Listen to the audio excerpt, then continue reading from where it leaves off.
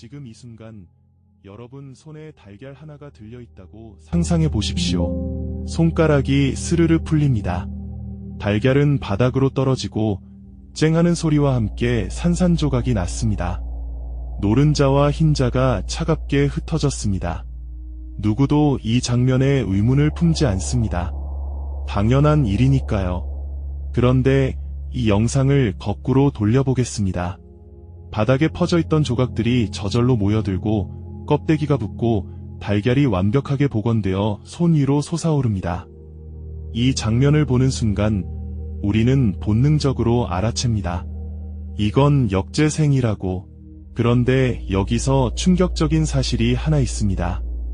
뉴턴의 물리 방정식은 그 역재생 장면도 완벽하게 허용합니다. 달걀이 저절로 복원되는 장면은 물리 법칙을 단 하나도 어기지 않습니다. 그렇다면 왜 우리는 현실에서 그 장면을 절대로 볼 수 없는 걸까요? 오늘 우리는 그 질문의 한가운데로 걸어 들어가 보겠습니다. 1687년 아이작 뉴턴은 프린키피아를 세상에 내놓았습니다. 이 책 안에는 우주의 모든 운동을 지배하는 방정식이 담겨 있었습니다. F는 마와 같다. 힘은 질량 곱하기 가속도입니다. 이 짧은 수식 하나로 뉴턴은 사과가 떨어지는 이유와 행성이 궤도를 도는 이유를 같은 원리로 설명해냈습니다. 이 방정식은 이후 200년 넘게 우주를 이해하는 절대적인 언어가 되었습니다. 그런데 위대한 방정식 안에 아무도 처음엔 눈치채지 못한 비밀이 하나 숨어 있었습니다. F는 마와 같다에서 가속도 A는 위치를 시간으로 2번 미분한 값입니다. 핵심은 이 2번 미분 2라는 구조에 있었습니다. 시간 t를 마이너스 t로, 즉 시간을 거꾸로 돌려서 방정식에 넣어보면 마이너스 곱하기 마이너스는 플러스이기 때문에 방정식의 형태가 전혀 바뀌지 않았습니다. 시간을 앞으로 돌려도 거꾸로 돌려도 방정식이 완전히 동일했습니다. 물리학자들은 이것을 시간 역전 대칭이라고 부릅니다. 영어로는 T대칭이라고 합니다. 뉴턴의 운동 방정식이 2차 미분 구조를 갖기 때문에 필연적으로 나타나는 성질이었습니다. 방정식의 눈에는 앞도 없고 뒤도 없었습니다. 과거와 미래의 구분이 수식 안에는 존재하지 않았습니다. 이것이 실제로 무슨 의미인지 세 가지 장면으로 확인해 보겠습니다. 첫 번째 장면입니다. 지구가 태양 주위를 공전하는 영상을 거꾸로 재생합니다. 지구가 반대 방향으로 궤도를 돕니다. 이상할 것이 전혀 없었습니다.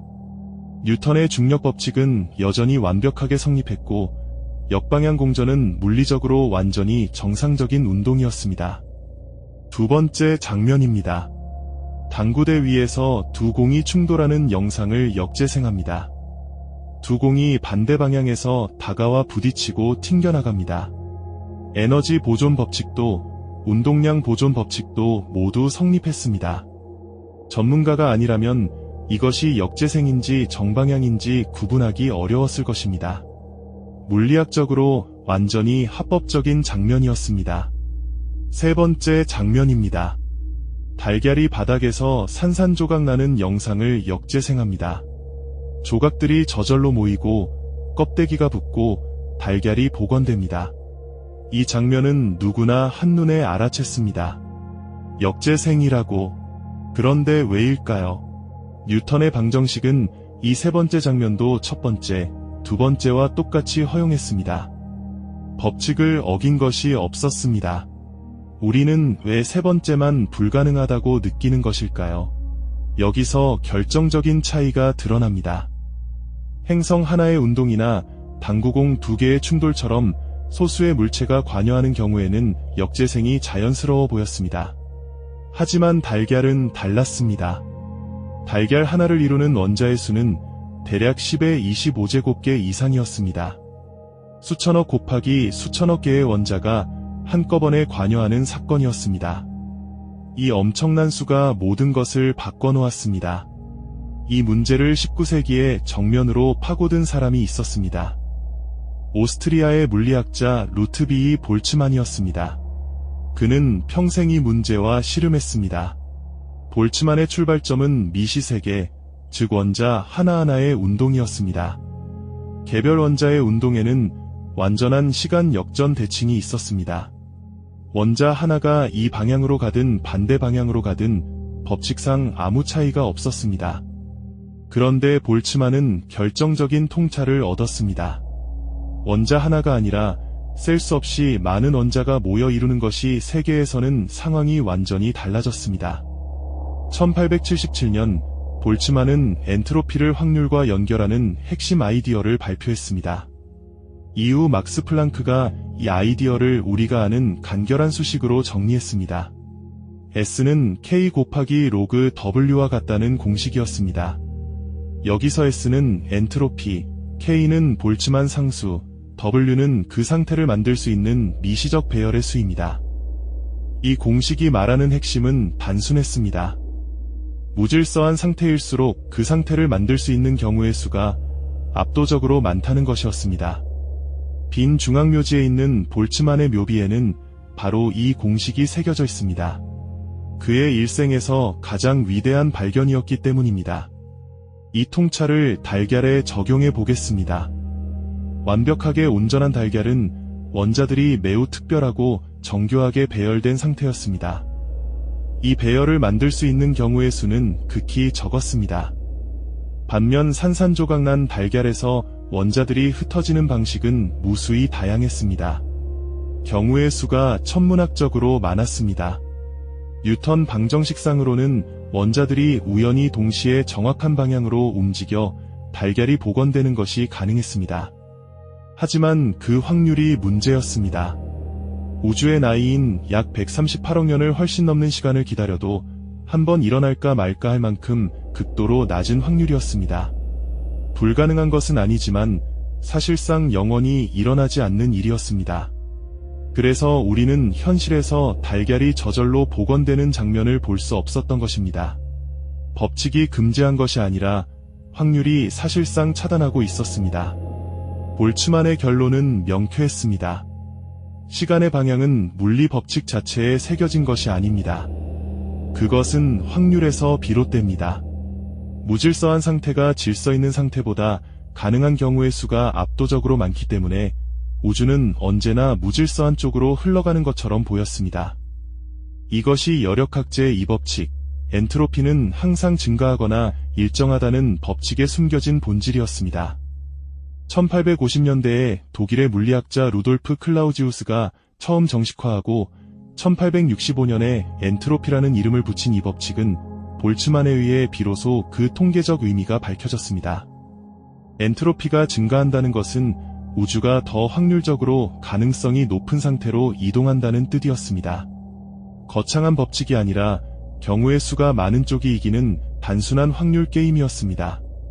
그렇다면 시간의 방향이란 도대체 무엇이었을까요? 1927년 영국의 천체물리학자서 에딩턴이 에딘버러 대학교 기퍼드 강연에서 이 개념의 이름을 붙였습니다. 시간의 화살이라고 불렀습니다. 에딩턴의 핵심 주장은 이것이었습니다. 엔트로피가 증가하는 방향이 곧 시간이 흐르는 방향입니다. 시간은 화살처럼 한 방향으로만 날아갑니다. 그런데 그 화살의 방향을 결정하는 것은 물리법칙이 아니라 확률의 기울기였습니다. 이것은 매우 낯설고 불편한 사실이었습니다. 우리가 매일 경험하는 시간의 흐름, 어제에서 오늘로, 오늘에서 내일로 이어지는 그 감각은 우주의 근본 법칙에 새겨진 것이 아니었습니다. 그것은 우주의 통계적 성질에서 태어난 방향성이었습니다. 뉴턴의 방정식 자체에는 과거에서 미래로 향하는 화살표가 없었습니다. 방정식은 과거와 미래를 완전히 동등하게 취급했습니다. 이 사실은 더 깊은 질문을 남겼습니다. 뉴턴의 완벽한 우주에서 시간이 방향을 갖지 않는다면 우리가 느끼는 시간의 흐름은 도대체 어디서 오는 것이었을까요? 우리의 기억은 왜 과거만을 담고 미래는 담지 못했을까요? 방정식은 사과가 떨어지는 것도 행성이 궤도를 도는 것도 완벽하게 설명해냈습니다. 그러나 왜 시간이 흐르는가라는 질문 앞에서는 끝내 침묵했습니다. 볼츠만 자신은 이 문제로 깊은 고통을 겪었습니다. 당대의 많은 과학자들은 원자의 존재 자체를 의심했고 볼츠만의 통계적 해석을 받아들이지 않았습니다. 특히 에른스트 마흐와 비렐름 오스트발트 같은 거물급 학자들이 거세게 반박했습니다. 볼츠만은 자신의 이론이 옳다는 확신 속에서도 인정받지 못하는 외로움 속에 살았습니다. 1906년 9월 5일, 볼츠만은 이탈리아 트리에스테 근방의 두이노에서 여름 휴가를 보내던 중 스스로 생을 마감했습니다. 그의 부인과 딸이 해변에서 수영을 하고 있던 사이였습니다. 아이러니컬하게도 그가 세상을 떠나기 1년 전인 1905년에 아인슈타인은 이미 브라운 운동 논문을 발표해 원자의 실제를 이론적으로 증명하고 있었습니다. 그리고 1908년 장 페랭의 실험이 이를 확증하면서 볼츠만의 이론은 완전히 복권되었습니다. 빈 중앙묘지에 있는 그의 묘비 상단에는 S는 K 곱하기 로그 W와 같다는 공식이 새겨져 있습니다. 무질서로 흐르는 우주의 성질이 곧 시간이 앞으로만 흐르는 감각을 만들어낸다는 것, 법칙은 앞과 뒤를 구분하지 못합니다. 오직 우주 자체의 역사만이 방향을 알고 있었습니다. 그것이 볼츠만이 평생을 바쳐 찾아낸 답이었습니다. 오늘의 이야기를 정리하겠습니다. 뉴턴의 방정식 F는 마와 같다는 시간을 앞으로 돌려도 거꾸로 돌려도 똑같이 성립했습니다. 물리 법칙 자체에는 과거와 미래의 구분이 없었습니다. 그리고 우리가 경험하는 시간의 방향은 법칙이 아닌 엔트로피의 통계적 증가, 즉 경우의 수가 많은 쪽으로 흐르는 우주의 성질에서 비롯된 것이었습니다. 내일은 더 흥미로운 이야기가 기다리고 있습니다. 뉴턴의 절대 시간에 정면으로 반기를 든 인물이 등장합니다. 라이프니츠는 이렇게 주장했습니다. 시간이란 그 자체로 흐르는 무엇이 아닙니다. 사건과 사건 사이의 순서만이 있을 뿐 빈 시간 따위는 존재하지 않는다고. 이 논쟁은 300년 후 아인슈타인에 의해 비로소 결판이 납니다. 다음 편에서 계속됩니다. 본 영상이 유익하셨다면 구독과 좋아요는 다음 영상 제작에 큰 힘이 됩니다.